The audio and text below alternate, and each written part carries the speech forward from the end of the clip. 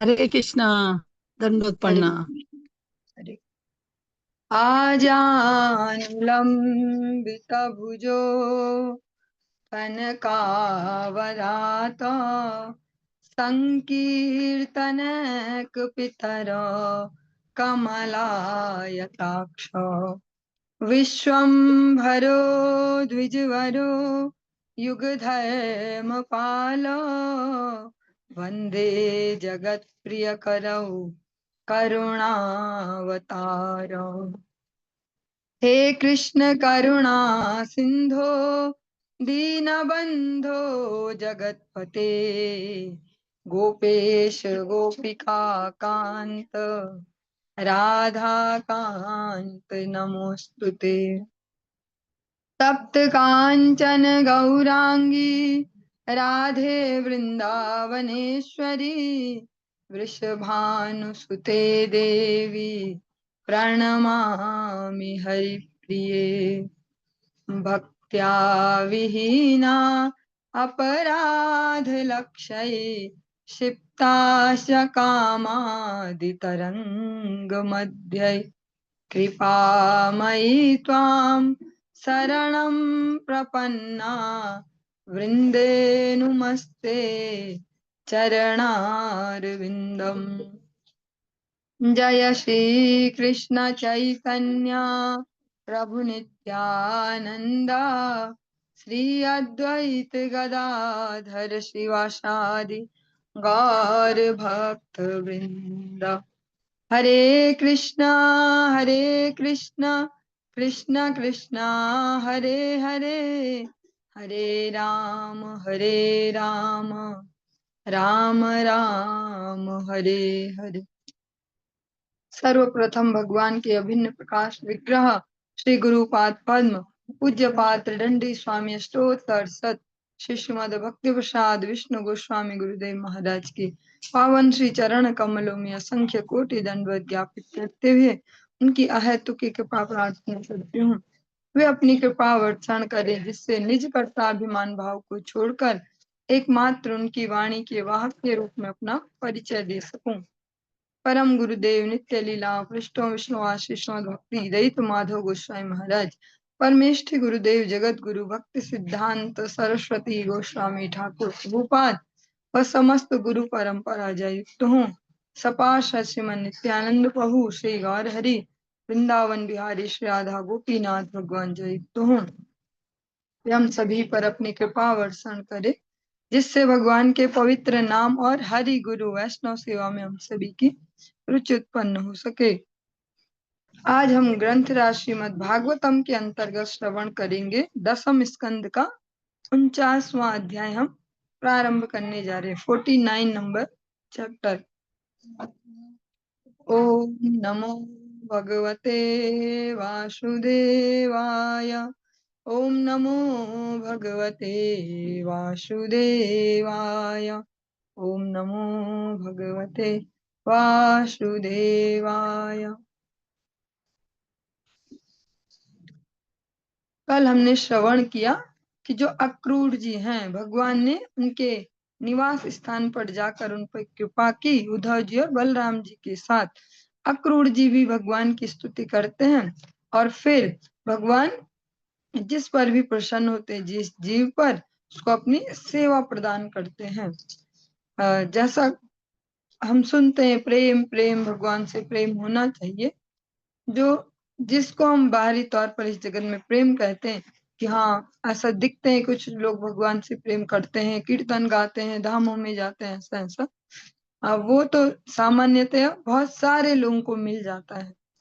पर जो सेवा है वास्तव में वे कम लोगों को ही प्राप्त हो पाती है। वे ही भगवान के वास्तविक कृपा पात्र हैं जिन्हें भगवान के और भगवान के भक्तों की सेवा का अवसर प्राप्त होता है। आज अक्रूर जी को स्वयं भगवान ने सेवा प्रदान की कि जाओ जो बुआ है मेरी कुंती जी और उनके जो छोटे छोटे बालक हैं आप उनको देख कर आओ कि वे सकुशल हैं कि नहीं, जो धृतराष्ट्र हैं वे ठीक से उनसे व्यवहार करते हैं कि नहीं। और अक्रूर जी इसी के लिए इस अध्याय में हम श्रवण करेंगे कि हस्तिनापुर गए भगवत सेवा के लिए। श्री सुक उवाच तगत्वा हस्तिनापुरं पौरवेन्द्रयशोऽङ्कितम् ददर्श तत्राम्बिकेयं सभीष्मं विदुरं पृथाम् सह पुत्रं च बालीकं भारद्वाजं स गौतमं कर्णं सुयोधनं द्रोणीं पांडवान् सुहृदो अपरान्। श्रील सुखदेव गोस्वामी ने कहा, अक्रूर कौरव शासकों की ख्याति से प्रसिद्ध नगरी हस्तिनापुर गए। वहां वे धृतराष्ट्र, भीष्म देव, विदुर तथा कुंती जी के साथ साथ बालीक तथा उसके पुत्र सोमदत्त से मिले। उन्होंने द्रोणाचार्य, कृपाचार्य, कर्ण, दुर्योधन, अश्वत्थामा, पांडवगण तथा अन्य घनिष्ठ मित्रों से भी मुलाकात की, उनसे भी वे मिले। यथावदुपसंगम्य बन्धुभिर्गान्धिनी सुतः सम्पृष्टस्तैः सुहृद्वार्तां स्वयं सापृच्छद् व्ययम्। जब गांधिनी पुत्र अक्रूर अपने समस्त संबंधियों तथा मित्रों से भली भांति मिल चुके तो उन लोगों ने अपने परिवार वालों के समाचार पूछे और प्रत्युत्तर में अक्रूर ने उनकी कुशलता पूछी। उवास कतिचिन्मासान् राज्ञो वृत्तविवित्सया दुष्प्रजस्याल्प सारस्या खलच्छन्दानुवर्तिनः। वे हस्तिनापुर में दुर्बल इच्छा शक्ति वाले राजा के आचरण का पर्यालोचन करने के लिए कई मास तक रहे, जिसके पुत्र दुष्ट थे और जो अपने दुष्ट सलाहकारों की इच्छा अनुसार कार्य करता रहता था। अक्रूर जी भगवान की आज्ञा पालन के लिए कुछ दिन के लिए, कुछ घंटों के लिए नहीं, कुछ महीनों तक वहीं रहे, ताकि हर एक एंगल से, हर दृष्टिकोण से वहां की परिस्थितियों को समझ पाए।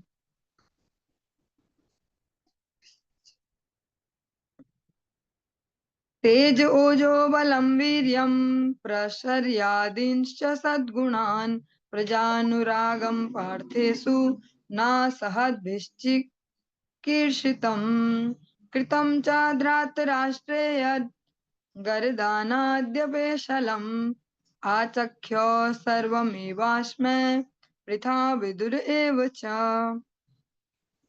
अक्रूर से कुंती तथा विदुर ने धृतराष्ट्र के पुत्रों की दुर्भावना का विस्तार से वर्णन किया। वे कुंती के पुत्रों के महान गुणों यथा उनके शक्तिशाली प्रभाव, सैन्य कौशल, शारीरिक बल, बहादुरी तथा विनयशीलता या उनके प्रति नागरिकों के अगाध स्नेह को सहन नहीं कर सकते थे। कुंती तथा विदुर ने अक्रूर को यह भी बताया कि धृतराष्ट्र के पुत्रों ने किस तरह पांडवों को विष देने तथा ऐसे ही अन्य षड्यंत्रों को रचने का प्रयास किया था। कुंती जी और जो विदुर जी हैं, जो भगवान के भक्त हैं, ऐसे विदुर जी ने अक्रूर जी को सारा प्रसंग विस्तार से समझाया। जो कुंती जी के पुत्र हैं, जैसे भी उनके जीवन की परिस्थितियां हैं, प्रतिकूलताएं उन्हें हमेशा जन्म से मिली हैं, ऐसी परिस्थितियों में भी उनमें जो सुंदर सुंदर गुण हैं, जो उन्होंने सुंदर सुंदर गुण विकसित किए हैं, और उनके साथ साथ विनयशीलता, बहुत सुंदर सुंदर गुण हैं, प्रभावशाली है, सैन्य कौशल है और बहादुरी है, कह सकते हैं शारीरिक बल है, प्रजा उनसे प्रेम भी करती है, पर साथ में वे घमंडी नहीं हो गए, वे गर्वित नहीं हुए, अभिमानी नहीं बने, विनयशील भी हैं। और ये सब जो कौरव हैं, धृतराष्ट्र के पुत्र, उनसे सहन नहीं हो पाता। ये सब कुंती महारानी और विदुर जी ने बताया, और ये सब भी बताया कि किस किस प्रकार के प्रयास अभी तक जो धृतराष्ट्र के पुत्र हैं वे कर चुके हैं पांडवों को मारने के लिए। बचपन से ही जैसा हम बचपन से एक मुहावरा या लोकोक्ति कह सकते हैं पढ़ते थे, पूत के पांव पालने में ही देखे जाते हैं। ऐसे ही जो धृतराष्ट्र के पुत्र हैं, बचपन से ही उनकी जो भावनाएं वो दिखती थी, और ऐसी पांडवों की भी। दुर्योधन बड़े होने पर या जब राज की बात आई तभी उनके प्रति ऐसा द्वेष पालता, ऐसा नहीं है। बचपन से उसमें वो द्वेष भरा पड़ा है। बचपन से ही वो इतना जघन्य अपराध बुद्धि वाला हो गया कि बार बार प्रयास करता कैसे इनको मारा जाए, कैसे इनको मारा जाए। छोटे बच्चों वाला नहीं कि इनको कहीं से धक्का दे तो थोड़ी चोट लग जाए, इसको कहीं बेइज्जती कर दे, ऐसा बुरा लगे, ऐसा नहीं। बचपन से इसी कोशिश में रहा कि किस प्रकार से पांडवों को प्राणहीन कर दिया जाए। पृथा तु भ्रातरं प्राप्तम् अक्रूरमुपश्रित्य तम् उवाच जन्मनिलयं स्मरन्त्य शुकलेशण। अपने भाई अक्रूर के आने का लाभ उठाकर कुंती देवी उनके पास चुपके से पहुंची। अपनी जन्मभूमि, जिसको हम आजकल मायका कहते हैं, सब का स्मरण करते हुए वे अपनी आंखों में आंसू भरकर बोली, अपि स्मरन्ति नः सौम्य पितरो भ्रातरश्च मे भगिन्यो भ्रातृपुत्राश्च जामयः सख्य एव च। महारानी कुंती ने कहा, हे भद्र पुरुष, क्या मेरे माता पिता, भाई बहने, भतीजे, परिवार की नारियां तथा बचपन की सखियां अब भी हमें याद करती हैं? भ्रात्रेयो भगवान कृष्ण शरण्यो भक्तवत्सलः पैतृष्वस्त्रेयान् स्मरति रामश्चाम्बुरु हे क्षण। क्या मेरा भतीजा कृष्ण जो भगवान है और अपने भक्तों का कृपालु शरण स्थल है, अब भी अपनी बुआ के पुत्रों को स्मरण करता है? क्या कमल जैसी आंखों वाला बलराम भी उन्हें स्मरण करता है? सपत्न मध्ये शोचन्तीं वृकानां हरिणीमिव।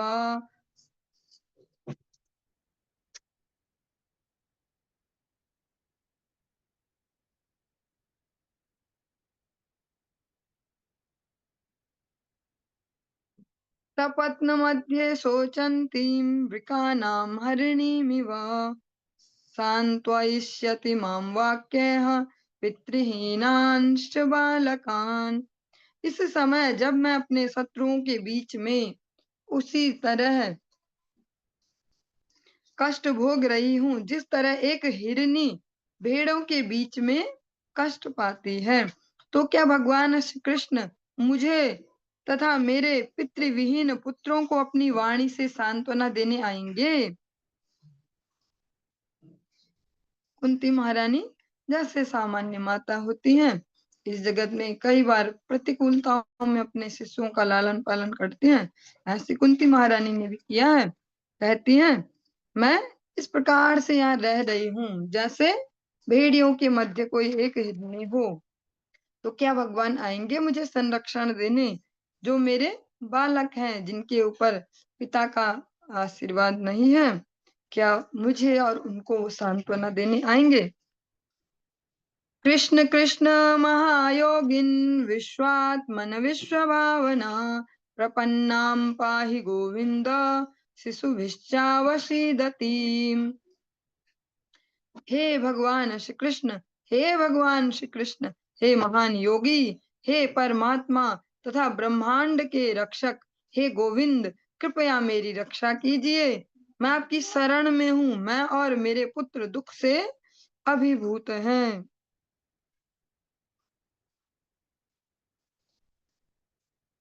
नान्यत्तव पदाम्भोजात् पश्यामि शरणं नृणाम् बिभ्यतां मृत्यु संसारात् ईश्वरस्यापवर्गिकात्। जो मनुष्य मृत्यु तथा पुनर्जन्म से भयभीत हैं, उनके लिए मैं आपके मोक्षदाता चरण कमलों के अतिरिक्त अन्य कोई शरण नहीं देखती, क्योंकि आप परमेश्वर हैं। नमः कृष्णाय शुद्धाय ब्रह्मणे परमात्मने योगेश्वराय योगाय त्वामहं शरणं गता। मैं परम शुद्ध परम सत्य परमात्मा शुद्ध भक्ति के स्वामी तथा समस्त ज्ञान के उद्गम को नमस्कार करती हूँ। मैं आपकी शरण में आई हूँ। कुंती महारानी अक्रूर जी के समक्ष ऐसी भगवान को प्रार्थना कर रही है। श्रीशुक उवाच इत्यनुस्मृत्य स्वजनं कृष्णं च जगदीश्वरं प्रारुदद्दुःखिता राजन् भवतां प्रपितामही। श्री सुखदेव गोस्वामी ने कहा, हे राजन, इस तरह अपने परिवार वालों का तथा ब्रह्मांड के स्वामी भगवान श्री कृष्ण का स्मरण करके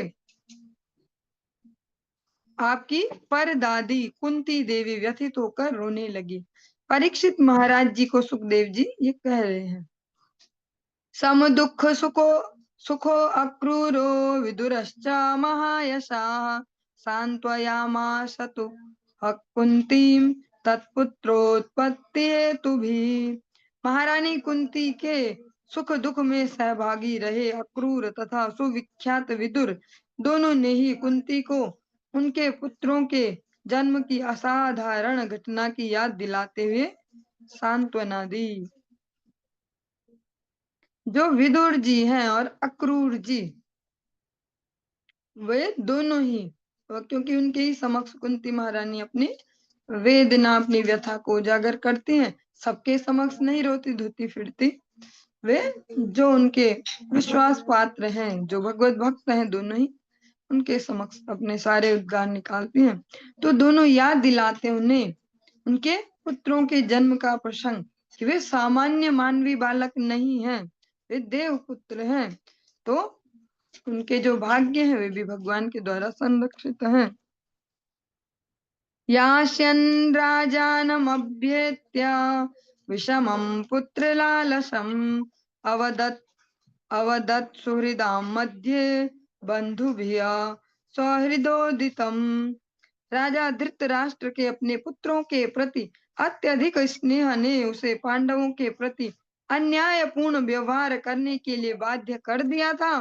प्रस्थान करने के पूर्व अक्रूर राजा के पास गए, जो उस समय अपने मित्रों तथा समर्थकों के बीच बैठा था। अक्रूर ने उसे वह संदेश दिया जो उनके संबंधी भगवान श्री कृष्ण तथा बलराम ने मैत्रीवश भेजा था। अक्रूर उवाच भो भो वैचित्रवीर्यत्वं कुरूणां कीर्तिवर्धन भ्रातर्यु परते पांडवा पांडवा अधुना सनमास्थितः। अक्रूर ने कहा, हे प्रिय, विचित्र वीर्य के पुत्र, जो धृतराष्ट्र है उनके पिता का नाम विचित्र वीर्य के पुत्र, हे कुरुओं की कीर्ति को बढ़ाने वाले, आपने अपने भाई पांडु के दिवंगत होने के उपरांत राज्य सिंहासन ग्रहण किया है।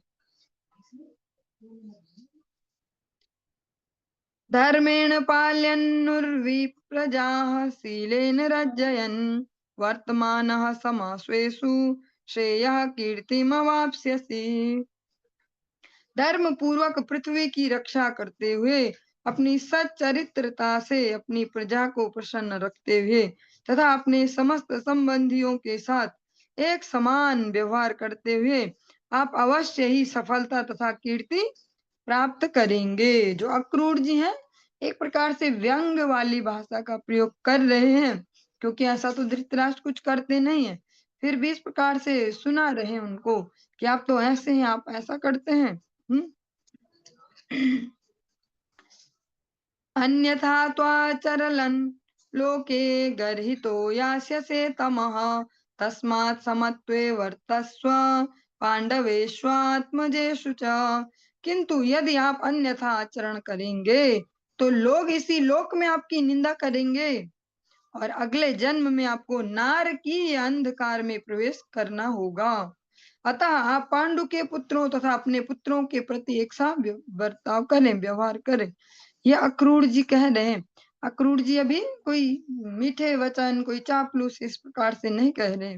धृतराष्ट्र को सीधे सीधे सीधे शब्दों में उनसे स्पष्टता से कह रहे हैं कि अगर आप ठीक से आचरण नहीं करेंगे तो इस जगत में भी आपकी दुर्गति होगी और इससे अगला जीवन और भी नारकी अंधकार युक्त होगा। क्योंकि जो भगवत भक्त है उनका बहुत ये महत्वपूर्ण कर्तव्य है कि वास्तविक सत्य को भी उजागर करना।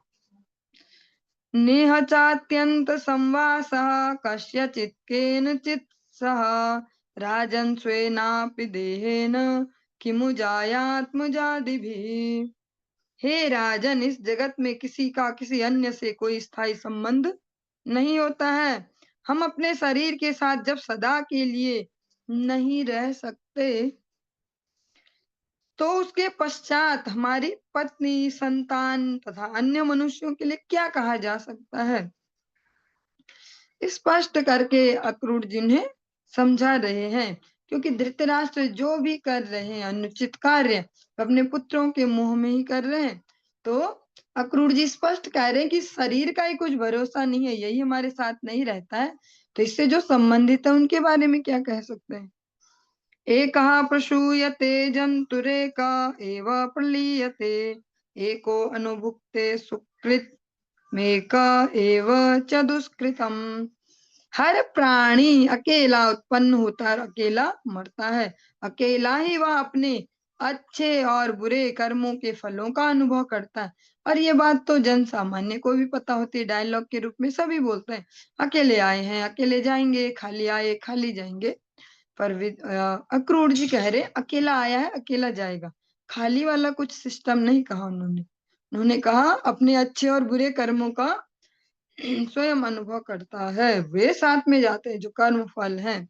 अवश्यमेव भोक्तव्यम कृत कर्म शुभाशुभम। भगवान भगवत गीता में कहते हैं जैसे भी हम कर्म कर रहे हमें वो भोगने तो अवश्य पड़ेंगे। हम सोच सकते हैं अभी रिजल्ट नहीं दिखा, हमने किसी की कोई वस्तु चुराई और अपने यूज में ले ली और उसको तो पता भी नहीं चला और मजे आ गए, पर वो रिजल्ट आएगा ही आएगा किसी न किसी प्रकार से। अधर्मो अधर्मोपचितं वित्तं हरन्त्ययन्ये अल्पमेधसः संभोजनीयापदेशैर्जलानीव जलाकशः। प्रिय आश्रितों के वेश में अनजाने लोग मूढ़ व्यक्ति द्वारा पाप से अर्जित संपत्ति को उसी तरह चुरा लेते हैं जिस तरह मछली की संतानें उस जल को पी जाती हैं जो मछली का पालन करने वाला है। इसको दोबारा सुनेंगे, सुनने में थोड़ा कटु भी लग सकता है, अगर समझ में आ गया तो कड़वा लग सकता है, समझ में ना आए तो फिर तो अच्छा ही लगेगा। प्रिय आश्रितों के वेश में अनजाने लोग मूढ़ व्यक्ति द्वारा पाप से अर्जित संपत्ति को उसी तरह चुरा लेते हैं जैसे मछली जिस जल के द्वारा पाली जा रही होती है, जो उसका जीवन है उसको ही पी जाती है, एक प्रकार से उसको ही खत्म कर लेती है। अभी बड़े परिप्रेक्ष्य में नहीं बोल रहे हैं कि उसने नदी ही सुखा दी, ऐसा तो नहीं होता, पर उसको पी जाती है पानी को। ऐसे ही अपने प्रियजनों के रूप में वो जो संबंधियों के रूप में अनेक अनेक मनुष्य हैं, वे एक मूढ़ व्यक्ति जो पाप से धन अर्जित करता है। मूढ़ और पाप से धन अर्जित क्यों कहा गया? जो भगवत सेवाओं में अपने धन को उपयोग नहीं करते हैं, जो धर्म के मार्ग में उस धन को नहीं लगाते, उनके धन की यही गति है, वे मूढ़ ही हैं। क्योंकि जो वास्तव में बुद्धिमान है वे अपने हर प्रकार की एनर्जी, उस धन में भी तो एनर्जी लगी है, उसके लिए भी हमने समय दिया है, अपने शरीर को खपाया है, बुद्धि को लगाया है, तो उसको भगवत सेवाओं में लगाते हैं। और जो नहीं लगाते वे मूढ़ हैं, क्योंकि वे उसको ऐसी जगह लगाएंगे जहां से कोई रिजल्ट नहीं है। उन्हीं के लिए कहा गया कि जो उनके आश्रितों के वेश में हैं, संबंधियों के वेश में, वे उनको धन को वैसे ही चुरा लेंगे जैसे मछली जिस जल से पल रही है उसी जल को पी जाती है, ऐसी वो धन फिर ऐसा ही जाता है। ये स्पष्टतया धृतराष्ट्र को अभी इसीलिए सुनाया जा रहा है क्योंकि इस धन के लिए, इस पद के लिए, साम्राज्य के लिए वे अनीति के मार्ग पे चल रहे हैं। पुष्णाति यान धर्मेण स्वबुद्धया तम पंडितम ते अकृतार्थम प्रणवन्ति प्राणारायः सुतादयः। मूढ़ मनुष्य अपने जीवन संपत्ति तथा संतान एवं अन्य संबंधियों का भरण पोषण करने हेतु पाप कर्म में प्रवृत्त होता है, क्योंकि वह सोचता है ये वस्तुएं मेरी हैं, किंतु अंत में यही वस्तुएं उसे निराश अवस्था में छोड़ देती हैं। क्योंकि धृतराष्ट्र पाप पूर्ण ही कार्य कर रहे हैं, इसलिए स्पष्ट उनको कहते हैं जिनके लिए इतना मर मर के जमा करते हैं और पाप कर्म में प्रवृत्त होते हैं, ऐसा चिंतन फिर करते हैं कि ये मेरी वस्तुएं हैं, ये मेरे लोग हैं, ऐसा, लेकिन अंत में ये सभी उसको निराश अवस्था में छोड़ देते हैं। कितने ही बड़े बड़े धनिक हों पर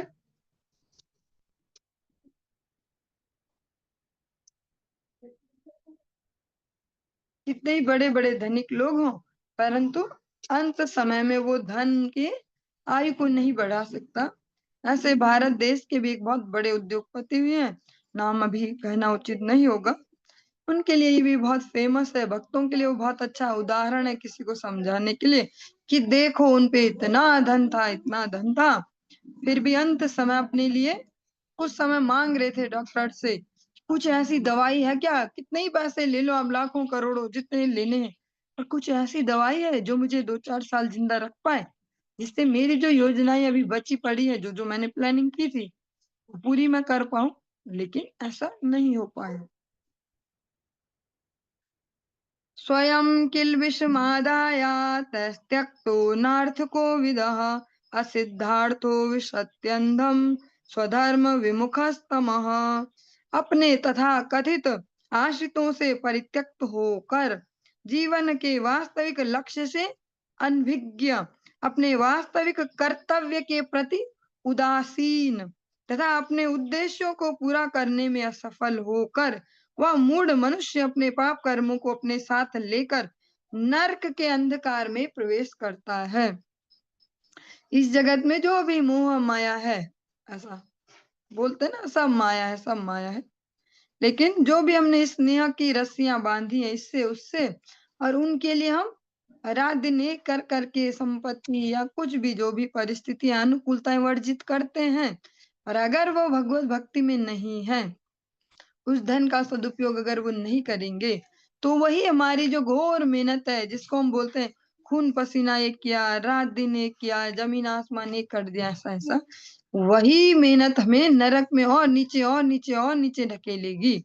भले हमें यहाँ बहुत बढ़िया लगता, हमने जी इतनी मेहनत की, क्या था हमारे पास बताओ, ऐसी थी हमारी हालत, आज हम यहाँ तक पहुंचे, हमने बहुत मेहनत की है, बहुत मेहनत, पर अगर वो ही धन भगवत सेवाओं में न लगे और जिनको हम दे देते हो ऐसे इजीली कि हमारे संबंधी, वो अगर भगवत सेवा न करते हो, भगवत नाम के लिए उनके पास समय नहीं है, कि भैया सब कामों के लिए समय है, रिश्तेदारी पूरी कर लेते हैं, आज उसका बर्थडे, आज उसकी सगाई, आज उसका ऐसा, इतनी दूर दूर तक ट्रैवलिंग कर लेते हैं, वहां जाना बहुत जरूरी है, आज वो भी, पर माला के लिए रोज के 10 मिनट टाइम नहीं है, अभी तो अभी बहुत जिम्मेदारी, अभी टाइम नहीं है, 10 मिनट टाइम नहीं है।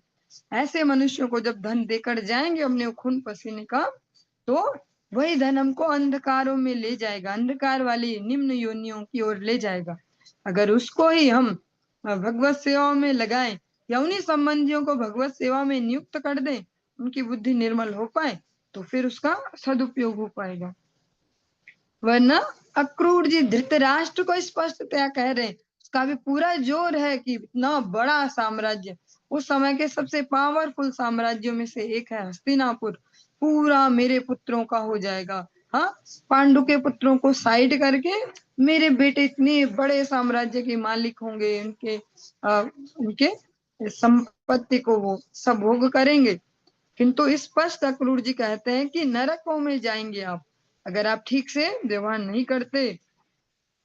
मूढ़ मनुष्य अपने पाप कर्मों को अपने साथ लेकर, क्योंकि इस जगत में हम जो भी कार्य करते हैं धन के, और बाहर से वो दिखते हैं व्हाइट कॉलर जॉब्स, और वो व्हाइट कॉलर जॉब में से भी अनेक अनेक पाप हैं, और कहीं पर हमें हमारा जो नहीं चल रहा, हम किसी के अंडर में तो गलत कार्यों में भी सहमति देनी होगी, या बोल तो नहीं पाएंगे पर मौन सहमति तो देनी होगी, तो वो भी हमारे हिस्से में जुड़ता तो जाता है।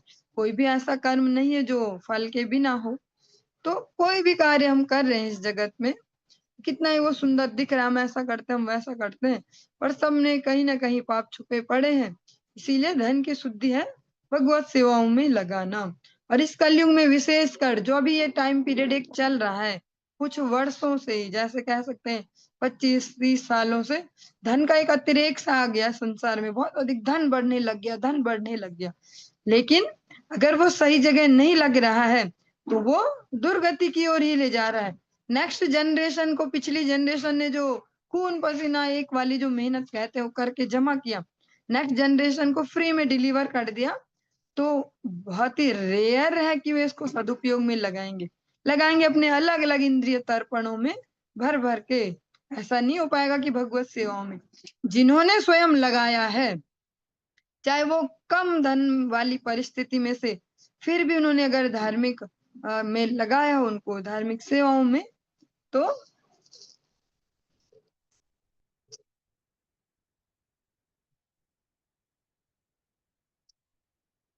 अगर ऐसे एक पीढ़ी ने उसको ऐसे कार्यों में लगाए हो धर्म के मार्ग में, तभी नेक्स्ट जनरेशन में वो सद्बुद्धि आ पाती है कि वे सही जगह भी लगाए। ऐसा जब भी ये धन की बात आती है तो लगता होगा कि शायद पैसा मांगना चाहते हैं इसलिए इतना हाईलाइट करते होंगे इसको। ऐसा तो नहीं है कि कोई भक्त कह रहे हैं कि सब कुछ हमें ही दे दो, कहते हैं अपने जो आर्थिक स्थिति है उसका एक हिस्सा भगवान के लिए भी रखा जाए, और बहुत बड़ा हिस्सा नहीं, जिसको जो सुटेबल लगता हो कि भैया भगवान ने ही हमें दिया है, भगवान ही संरक्षण करता है, पर लगाना अवश्य चाहिए, वरना वो दुर्गति की ओर ही ले जाएगा वही धन। वो हमारी एनर्जी भी, धन ही धन नहीं है, हमारी एनर्जी भी, जिसके पास जो भी एनर्जी है, किसी को बहुत अच्छा पकाना आता है, किसी को बहुत अच्छा गाना आता है, किसी को कोई सी भी किसी के पास कला है, पर अगर भगवत सेवाओं में उसको लगाएंगे उसका एक हिस्सा, तो हमारे जीवन को वो उन्नति की ओर अग्रसर करेगा, उच्च लोकों की ओर हमारी यात्रा सुनिश्चित करेगा। तस्मालोकमिमं राजन् स्वप्नमाया मनोरथं वीक्षायम्यात्मनात्मानं समः शांतो भव प्रभो। अतः हे राजन, इस संसार को स्वप्नवत जादूगर का माया जाल या मन की उड़ान समझकर बुद्धि से अपने मन को वश में कीजिए, और हे स्वामी, आप समभाव तथा शांत बनिए। ये अक्रूर जी अभी उपदेश कर रहे हैं धृतराष्ट्र को। हर व्यक्ति तक ये अवसर अवश्य जाता है।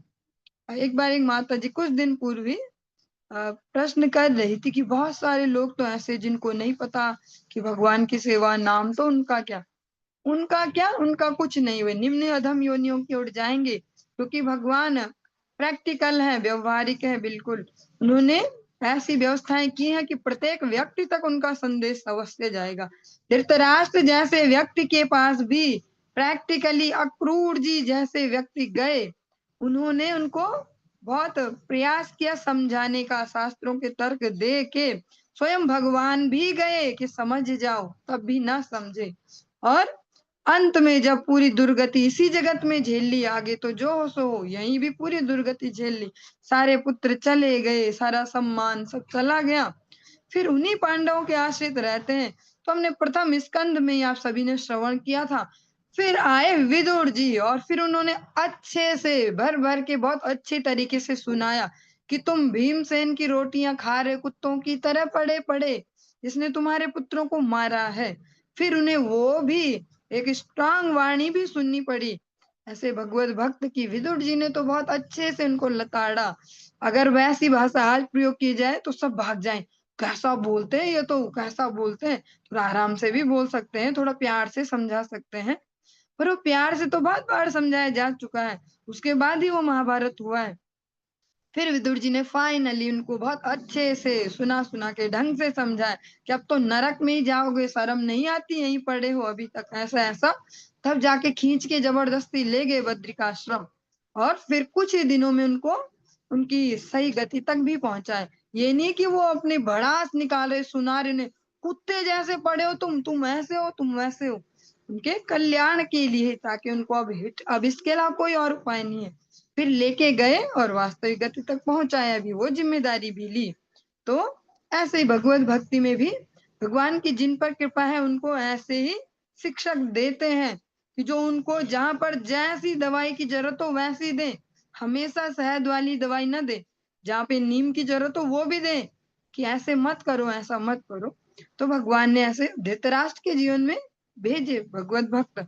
इस जगत में भी भगवान बड़े दयालु होकर नमो महावदान्याय कृष्ण प्रेम प्रदायते, भगवान श्री चैतन्य महाप्रभु राधा भाव जो सुललित कृष्ण है, वे इस जगत जीवों पर अत्यंत दयालु होकर उन्होंने इस प्रेम धारा को इतना इजीली प्रवाहित किया है।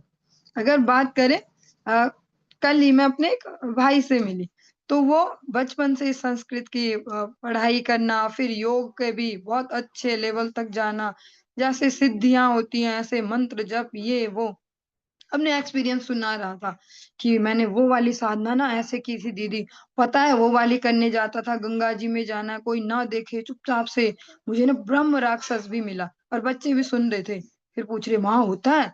क्या देखो जिन्होंने देखा वो बोल रहे हैं कि होता है। फिर मैंने ऐसे ऐसे किया, पर फिर भी इस प्रेम धारा से भी वंचित हैं।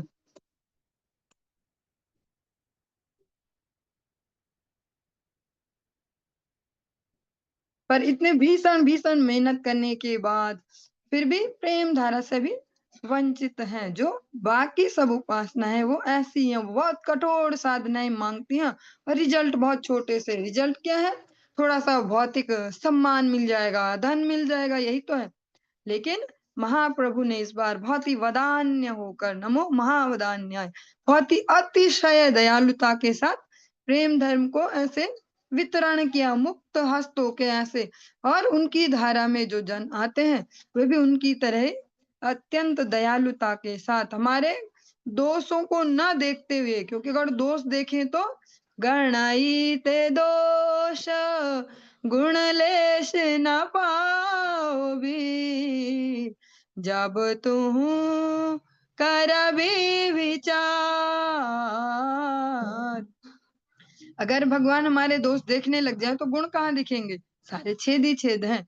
पर भगवान श्री चैतन्य महाप्रभु इस बार महावदान्य होके, उनके जन भी महावदान्य होके हमारे दुर्गुणों सहित हमें स्वीकार करते हैं और ट्रिक खेल खेल के कभी इस तरीके से कभी उस तरीके से हमें सेवाओं में लगाते हैं।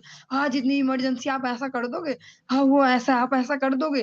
अरे मेरे पे थोड़ा सा मदद कर दोगे? ऐसा ऐसा बोल बोल के। हाँ, पर जिनके साथ भगवान है सच में क्या वो हेल्पलेस होते होंगे? पर हमें सेवाओं के अवसर देते हैं ताकि सेवा से हम अपने प्रारब्ध को धो पाए, अपने भविष्य को उज्जवल कर पाए भगवत सेवा से। इसलिए महावदान्य होके हमको भगवान के नाम में, भगवान की सेवा में अनुरक्त करते हैं। यही अक्रूर जी भी करना चाह रहे हैं, यही विदुर जी ने भी किया। उनको स्पष्ट कहते हैं अक्रूर जी कि संसार को सपने जैसा समझो। सपने में भी तो काफी कुछ होता है और बहुत कुछ हो जाता, पर आंख खुलती है तो कुछ घंटों तक हमें मतलब ऐसा हम स्वीकार नहीं कर पाते कि ऐसा नहीं हुआ है क्या। वो तो बिल्कुल सच ही लग रहा था। हाँ, यह जादूगर का माया जाल। दूसरा एग्जाम्पल दिया कि जैसे जादूगर बुनता माया जाल, सब ठीक ठाक ही लगता है। बच्चे भी सुनाते हैं जी स्कूल में ना जादू वाले आए थे, टोपी में से कबूतर निकाल दिए। कबूतर तो थे ही नहीं, गिलास खाली था, फिर अचानक पानी निकाल दिया। तो वो सत्य नहीं है पर प्रतीत हो रहा है, अच्छे से प्रतीत हो रहा है कि देखा तो है ही कबूतर, देखा तो है ही पानी। ऐसे ही अक्रूर जी कह रहे जादूगर का माया जाल समझो इस जगत को, और मन की उड़ान समझकर। मन जो चलते रहता है रात दिन, प्लानिंग करता है ऐसा हो जाएगा, फिर वैसा वैसा वैसा, फिर ऐसा हो जाएगा, फिर ऐसा ऐसा ऐसा, हमेशा मन रात दिन उड़ता रहता है। इसको अक्रूर जी कहते हैं धृतराष्ट्र को, बुद्धि से मन को वश में करो और समभाव और शांत बनो। समभाव रखना सीखो, शांत बनो, इतने उद्विग्न मत रहो। आज से बहुत वर्ष पूर्व, लगभग कह सकते हैं हो सकते हैं 16-17 वर्ष हो गए होंगे। गुरुदेव एक बार ब्रज 84 कोस में जावट में थे और राधा रानी की, जिसको ससुराल कहते हैं, जावट में थे परिक्रमा में। और उस समय तो बचपन की उम्र थी, कुछ ऐसे चलते रहते मन में अलग अलग संकल्प विकल्प ये वो, तो कुछ ऐसा ही लगा, मन से परेशान। तो तब तो इतनी सुलभता थी, गुरुदेव का सरल स्वभाव भी है। फटाक से मैंने फोन मिलाया गुरुदेव को। मेरा ना मन ना अजीब हो रहा, मेरा तो परेशान हो गई अपने मन से, इसको क्या किया जाए ऐसा ऐसा। अभी जब वो शब्द सुने तो याद आ गया, तो गुरुदेव ने भी बिल्कुल यही बोला था कि मन को बुद्धि से संयमित करना चाहिए। मन का तो काम ही है ये ऐसे ऐसे ऐसे उड़ाने भरना, ऐसा ऐसा संकल्प विकल्प, पर इसको बुद्धि से वश में किया जा सकता है, बुद्धि से संयमित किया जाता है। इसीलिए भगवान ने जब ये शरीर बनाया है तो बुद्धि सबसे ऊपर दी है, बाकी सारे अंग उससे नीचे दिए, क्योंकि बुद्धि से हम एक विवेकशील बुद्धि से इस शरीर का सदुपयोग कर सकते हैं। चलिए आज के इस प्रसंग को हम यहीं पे विश्राम देंगे और इससे आगे हम कल की कक्षा में श्रवण करेंगे।